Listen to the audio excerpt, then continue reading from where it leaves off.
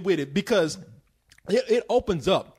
The movie's crazy. It opens up with Puss in Boots, with his head just filling the screen, and he's looking straight at the camera, and you see his like he almost like he did coke or something. His nostrils are moving, his eyes are darting about, and I was like, this cat is high as hell. But the fur on that cat on that big screen looks so fluffy, man. I just wanted to get up and just kind of just rub the screen. You know? I just wanted to cuddle up with the screen and just rub it. Or whenever took X. I was like Pepe Le Pew on the screen. You know what? Y'all have talked a lot about how good the visuals were and how much you enjoyed the story, but what you haven't really said is how funny was it? Was it really, really funny, or was it like, You know, I'll say the first like hour of it, I thought was pretty damn hilarious. I thought what they were doing, especially introducing Puss in Boots into this like kind of like Western feel, was great. You see Puss in Boots walk into a bar, and you see all these side gags. And just the characters, like you made a good point about them really fleshing out the look of like the normal looking characters, like the actual humans. Because I mean, you can't really half-ass that anymore.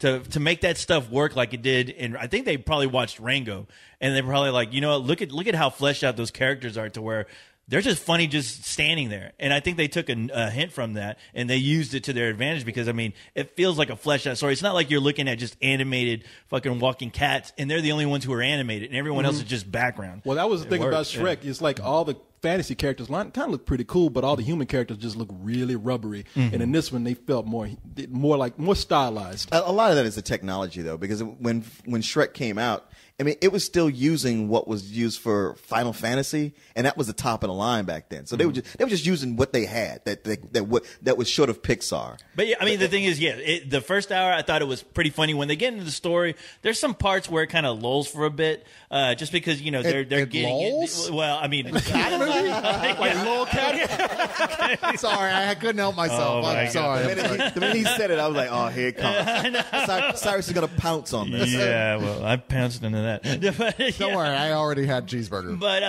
but as soon as it feels like it's slowing down a bit, I mean, just because they're trying to give some exposition, I thought it picks up, because there's a couple of moments where they do some flashbacks, and I'm always worried about the flashbacks, because you just feel like, okay, this is the part in the film where they could really like slow it down, and I'm like, I don't know how much of this they probably explained in Shrek, but this better be goddamn interesting. And shockingly enough, it was. It was interesting to the point where I was thoroughly enjoying the background stories that they were giving these characters. What about you, Leon? Did you find it funny? I did find it funny. Not like It was so gentle. You're like Phil Donahue over here. I'm sorry. Go ahead. Leon, what about you? Not bowl me over like, Crossfire. man, that's one of the funniest movies I ever saw. But Funny or no, go. but definitely funny, and funnier than I expected, and it certainly kept me entertained. I do have to agree with co-host. There was like that first hour is really, really good, and in that last 30 minutes, I was feeling a little bit of like, all right, let's just go ahead and get this to the end already. For me, I would say that co-host is right. For the first hour, I'm laughing my ass off, because they do jokes with everything about a cat that makes me laugh. Like, they show the cats leaping like, and then they show the cats like when two cats look at each other, like Puss in Boots is about to like pull off a heist, and there's another mystery cat there, and he's like looking at that cat like, hey, what are you doing here? And that other cat looks at him like, and I was like, okay, they got the mannerisms of a cat down to put in these jokes.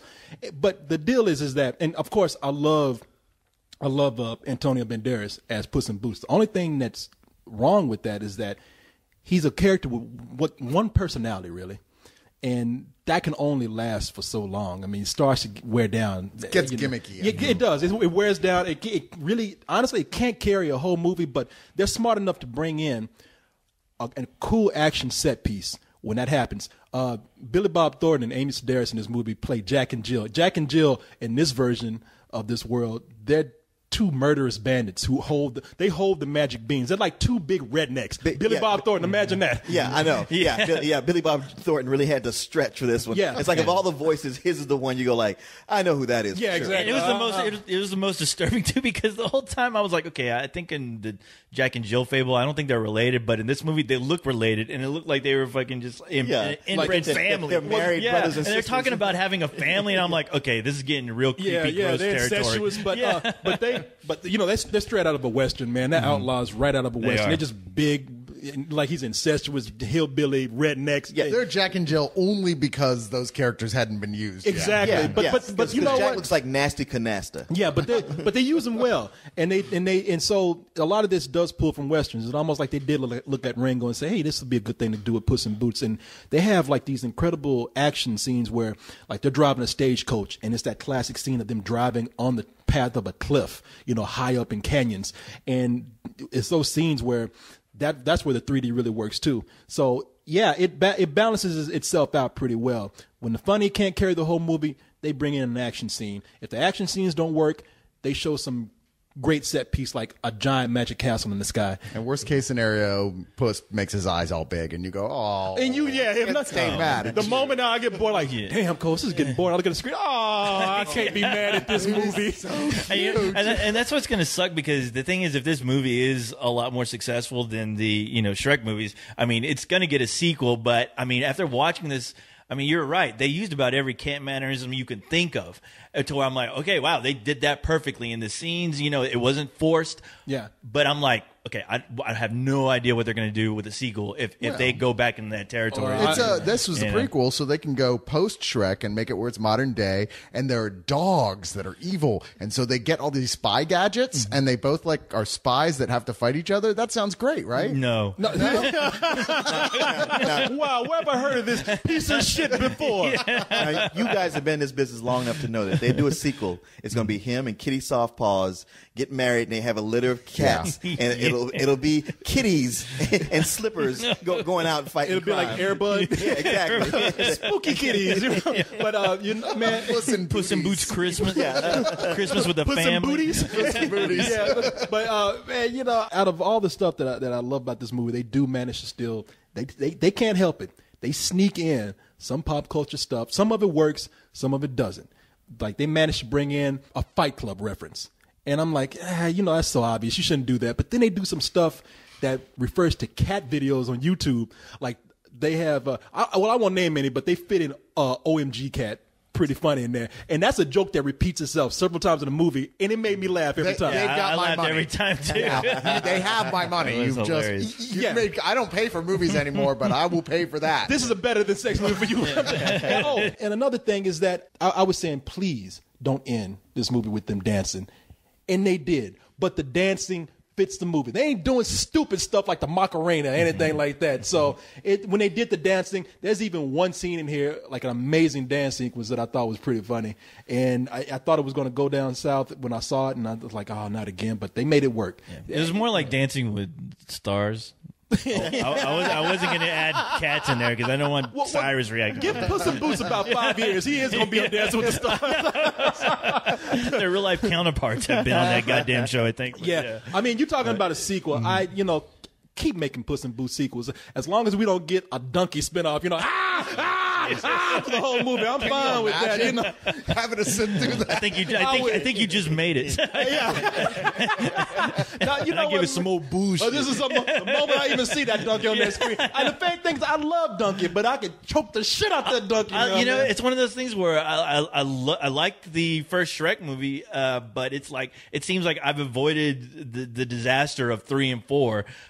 So much that I'm like, okay, I just have no business ever watching it. So. And this is, the funny thing is that this is directed by Chris Miller, the guy who did Shrek the Third. Oh, really? Oh, wow. Yeah, the worst Shrek movie. Well, I heard it was also I guess he wanted to apologize. He's like, look, guys, I can do it. Really, trust me. Well, Let me take the easy one with the cute cat. Yeah. Well, I heard it's produced by Guillermo del Toro, which I heard that they were making this around the same time they were making the 4th Shrek movie. You know what? And that's why they did the prequel, because they didn't want anything to, kind of get fucked up while they were making the 4th. Yeah, all those Shrek purists would be like, no, that's not possible. Puss in Boots couldn't have been there because at the time he was with Shrek. If Guillermo del Toro had done this, Puss in Boots would have had tentacles coming out of Yeah, his that's what tentacles. Or no human pelvises in the decor. There would have been a little kid that died at the end.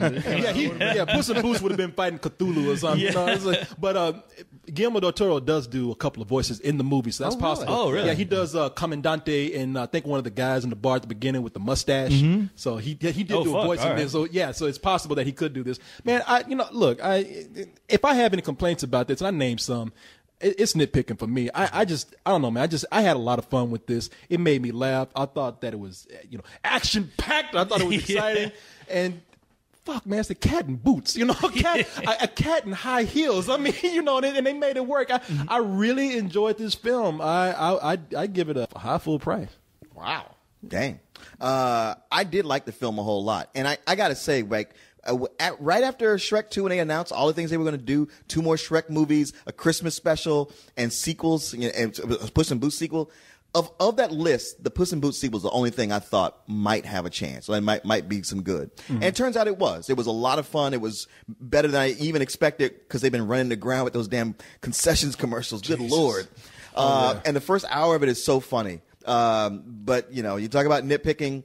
It was something like, I don't want to say the movie's unoriginal, but then there were so many things, other movies and things it just kept reminding me of. I'm like, wow, here's a piece of Rango. Here's some of Tangled in here. With Pirates. It's just so many different things where I'm like, you know what? I would enjoy this more if this was like the first time I'm seeing it, but it's like revisiting a lot of old territory. Still a lot of fun, great to look at. Not as good looking as Rango, but still, better than most of the things we've seen. Pixar Eat Your Heart Out again.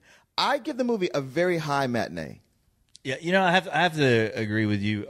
Where it was definitely stepping on some familiar territory, but I mean, the biggest shocker was that it was actually enjoyable because, like I said, I was kind of groaning like going into this, especially having to fucking wake up in the morning for this, and I'm like, oh god, this goddamn talking cat in fucking boots with a feather in his head and a bunch of screaming kids. Oh, I can't wait, But Cyrus isn't even going to be there for me to glare at. Cyrus telling me how much he fucking loves cats again. But but the thing is, the 3D was pretty goddamn like just wow. There's some definitely gorgeous moments in there. I'm sure this art book is going to look fucking incredible when it comes out. If what DreamWorks even does art books, but I mean, I really enjoyed the Antonio Banderas like playing this cat. There wasn't a single moment where I was like groaning with some of these movies I do sometimes where they're just forcing out jokes because they know that their audience is comprised of a bunch of kids. And I like that, it was smarter than that. But I'm going to give it like a full on matinee. Like I said, I mean, if I think it's full price for the kids, definitely. Yeah. But for me, just like I said, what you trying to say about story, me?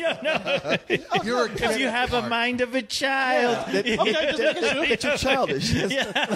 Plus, you're a cat guy too. Yeah. So, But I mean, other than that, you just don't talk about it as much as I do. Exactly. I don't think you'll kill yourself, especially if you've been burned by those Shrek movies too. Because I'm also wondering like, wow, how much movie is going to really rely on the strength of the Shrek series?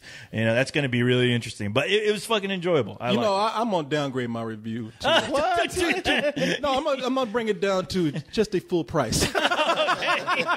Because now I'm feeling like I am one of those crazy cat women. What are you talking about? Yeah, no, this is the movie that cat women are just going to show up in throngs. So at midnight, you're going to see like big women in the stretchy pants wearing this, and that's who really is going to suffer because of this movie if it's a hit. All these poor cats that belong to these women, man. All these women going to get these cats dressed up like little Captain Morgans. These cats are going to be Right. I love cats, but you're not supposed to put them in outfits. No, That's against the rules. yeah, that's just abuse right there. I mean, to dress them up is one thing. To dress them up like a gay pirate is another thing. These cats are just going to be like, help me, When the world is in danger, only one hero Puss, watch out! has what it takes. No! Holy frijoles. To fill these boots. That's a lot of heel for a guy, don't you think? 9 lives. Arrest them! You got any idea what they do to eggs in prison? I'll tell you this. It ain't over easy. One destiny. My name would become legend.